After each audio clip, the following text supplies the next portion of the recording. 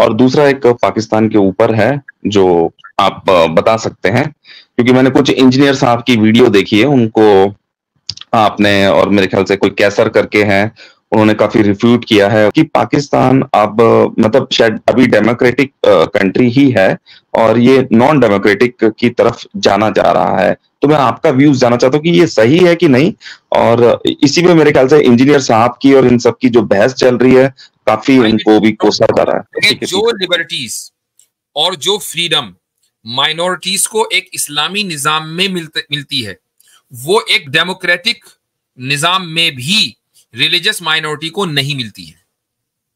ठीक है, ये हमारा दावा है। अब इस दावे को हम कैसे साबित करते हैं, मैं आपको सिर्फ एक मिसाल दूंगा, उससे आप समझ जाएंगे। अच्छा जी, आकाश। अच्छा, अब अगर कोई इजाजत दीजिएगा, पुलाव जो है ना इंतजार कर रहे हैं मेरा, चिकन से भाई क्या कहने हैं भाई, यानी ईद से पहले भी पुलाव और ईद के बाद भी पुलाव, तो बचेगा क्या? नहीं, अभी तो चिकन पुलाव है, उसके बाद इंशाल्लाह मटन भी होगा। वालेकुम सलाम। अच्छा, अगर आतिफ रैयान साहब अगर कुछ मुसलमान अहबाब आना चाहें तो उनको ले लें, चूंकि हम उनसे ही बात कर लेंगे। जी भाई, आकाश जी रखिए, हजरत भाई की स्टेज है, मुसलमान भाई है हमारे ऐड। जी बोले भाई आकाश। हेलो, हाँ नमस्कार जी मुफ्ती जी, ईद मुबारक हो। बहुत बहुत शुक्रिया आप सबको। 12 बज गए हैं इंडिया में। अच्छा, मेरे 2-3 क्वेश्चन है, छोटे छोटे हैं, अगर आप छोटे छोटा जवाब दे दे, मतलब आपने शायद कुछ स्ट्रीम भी कर रखी होगी इस पे, मुझे मिल नहीं रही है। मेरा पहला सवाल है, एक रिलीजियस है जो कुरान से आएगा, और दूसरा एक पाकिस्तान के ऊपर है जो आप बता सकते हैं, क्योंकि मैंने कुछ इंजीनियर साहब की वीडियो देखी है उनको आपने, और मेरे ख्याल से कोई कैसर करके हैं, उन्होंने काफी रिफ्यूट किया है, कुछ लड़ाई भी चल रही है। पहला क्वेश्चन तो करें जल्दी से।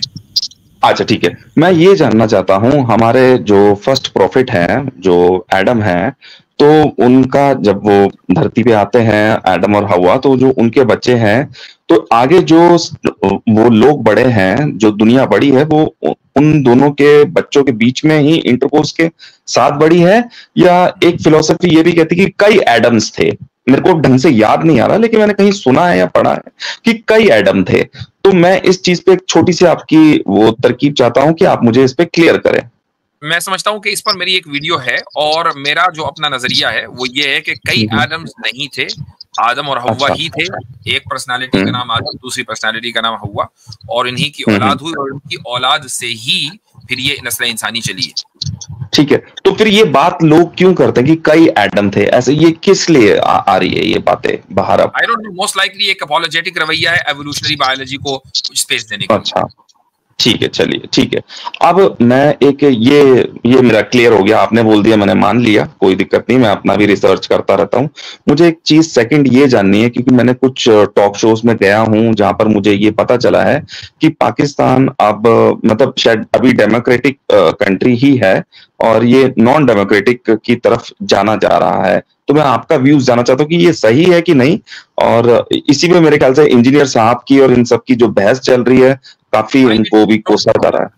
तो टू बी ऑनेस्ट, मैं पाकिस्तान की पॉलिटिक्स से इतना ज्यादा वाकिफ नहीं, लेकिन जो बज़ाहिर मुझे लगता है, और मेरी मालूमात गलत भी हो सकती है, इसलिए मैं तबसरा कर रहा हूँ ये डिस्क्लेमर के साथ, कि पाकिस्तान एक जमहूरी मुल्क तो है, लेकिन वो एक इस्लामी जमहूरी मुल्क है। कैसर भाई इसको कहते हैं कि नहीं, ये एक इस्लामी जमहूरी मुल्क है, और इसका मतलब, और जमहूरियत का सिर्फ मतलब ये है कि पावर में कोई बंदा कैसे आएगा, यानी उसका एक प्रोसेस है। वो प्रोसेस जो है जमहूरियत से, डेमोक्रेसी से ले लिया गया कि भैया इलेक्शन होंगे, इलेक्शन के बाद जो है बंदा प्राइम मिनिस्टर बनेगा, व्हाटएवर जो भी है, वजीर आला बनेगा, चीफ मिनिस्टर। लेकिन जो कॉन्स्टिट्यूशन है वो कुरान और सुन्नत होना चाहिए, दस्तूर इस्लामी है।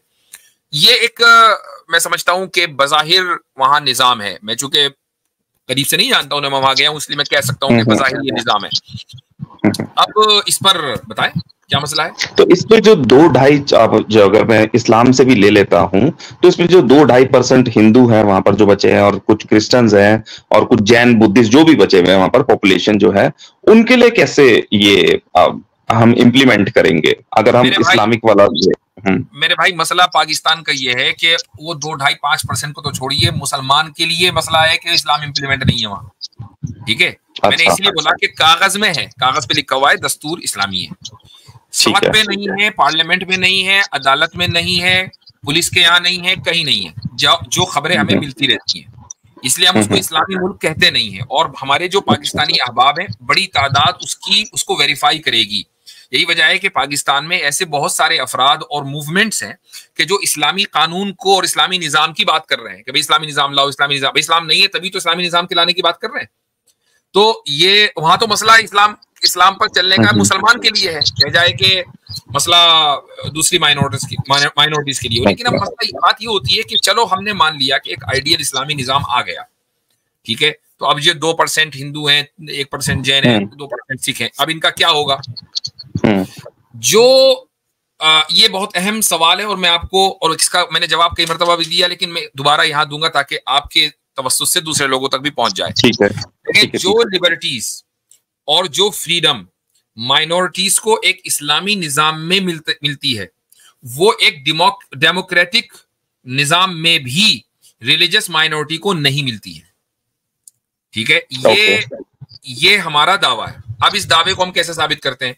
मैं आपको सिर्फ एक मिसाल दूंगा, उससे आप समझ जाएंगे। इस्लामी निजाम में कानून ये है कि माइनॉरिटी को अपने पर्सनल लॉ के ऊपर अमल करना चाहिए और इस्लामी हुकूमत उनके पर्सनल लॉ को खत्म नहीं कर सकती है। ये कॉन्स्टिट्यूशन का हिस्सा है। जबकि एक डेमोक्रेटिक सेटअप में इंडिया को देख लें, कोशिश ये हो रही है कि भाई नहीं, पर्सनल लॉ को खत्म करके यूसीसी लाया जाए। क्यों? इसलिए कि दुनिया भर के जितने डेमोक्रेटिक सेटअप्स हैं वो इसी तरीके से होते हैं कि भाई वन नेशन है तो वन लॉ है। जबकि इस्लामी सेटअप में वन नेशन वन लॉ का कॉन्सेप्ट नहीं है। पर्सनल लॉ हर एक का अलग अलग है।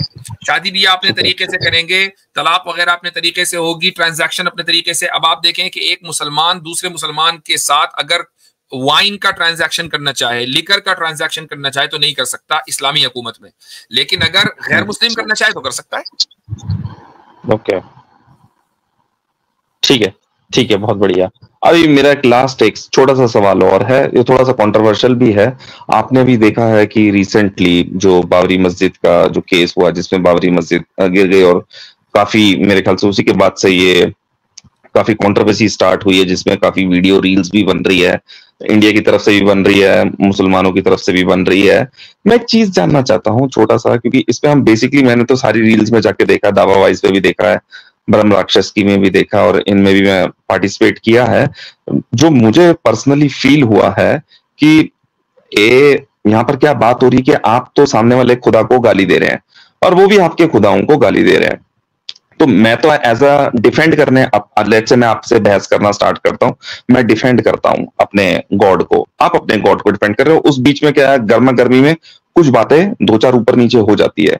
तो क्या मुझे खुदा पनिश करेगा इस बात के लिए कि गया तो था तू मेरे को बचाने के लिए, लेकिन तूने फिर भी, लेट्स से मैंने मुसलमान के खुदा को, अल्लाह को, मैंने गर्मा गर्मी में मैंने बोल दिया तुम तो पैदा ही ऐसे हुए हो, तुम एक भाई बहन का रिलेशन हुआ, ऐसे करके मैंने कुछ बात बोल दी सिर्फ अपना पॉइंट प्रूफ करने के लिए, लेट्स से। तो क्या मुझे ऊपर वाला माफ करेगा कि मैंने ये बहस करी और इस बहस में मैंने कुछ गंद बक दिया? तो ये चीज मैं आपसे जानना चाहता हूँ, क्योंकि ये मैं देख रहा हूँ दोनों साइड से काफी कुछ हो रहा है, मुझे तो पसंद नहीं है पर्सनली, बट मैं आपसे सिर्फ ये जानना चाहता हूँ कि इस पे मेरे को ऊपर वाला कुछ कर्ज करेगा? जी हाँ, देखें, कुरान करीम का वाज़ेह उसूल है। कुरान ने यह ऐलान कर दिया कि दूसरों के माबूदों को, यानी दूसरे जो उनके यहाँ इबादत की जाती है, उनको बुरा भला ना कहो, वो पलटकर तुम्हारे माबूद को ही नहीं अल्लाह को बुरा भला कहेंगे तो तुम ही सबब बनोगे। एक हदीस में रसूल अकरम सल्लल्लाहु अलैहि वसल्लम ने फरमाया कि वो आदमी कितना बुरा है जो अपने माँ बाप को गाली दे। तो एक सहाबी ने पूछा कि या रसूल अल्लाह, अपने माँ बाप को कौन गाली देता है? तो आपने फरमाया कि भाई तुम दूसरे के माँ बाप को गाली दोगे तो पलट के तुम्हारे माँ बाप को गाली देगा, तो तुम सबब बने, तो तुम उसका भुगतान भुगतोगे। तो ये बात है। तो अगर हम उस लेवल पे चले जाएं कि जहां पर हम दूसरों के खुदा को जिनको बुरा भला कहे, वैसे मैं राम जी को बुरा भला कहने लगूं, लक्ष्मण जी को बुरा भला कहने लगूं, और पलटकर आप या कोई भी जो है वो अल्लाह को बुरा भला कहने लगे, तो जाहिर है कि इस्लाम उसको अप्रूव नहीं करता। ये एक पॉइंट है। अब दूसरा पॉइंट मैं बता दूं यहाँ पर, अगरचे आपने सवाल नहीं किया, लेकिन चूंकि उसका ओकेजन है तो मैं उसका जवाब देना चाहूंगा। किसी के ज़हन में सवाल आ सकता है, मसलन हिंदुओं की आस्था और उनकी अकीदत गाय में है, ठीक है, तो गाय उनके नजदीक एक होली एनिमल है, एक मुकद्दस एनिमल है। ये मुकद्दस चीज है। अच्छा, मुसलमानों के नजदीक वो मुकद्दस नहीं, मुसलमान ही क्या, ईसाइयों के नजदीक नहीं है, यहूदियों के नजदीक नहीं है, और दुनिया के अक्सर लोगों के नजदीक वो मुकद्दस नहीं है, वो एक जानवर है।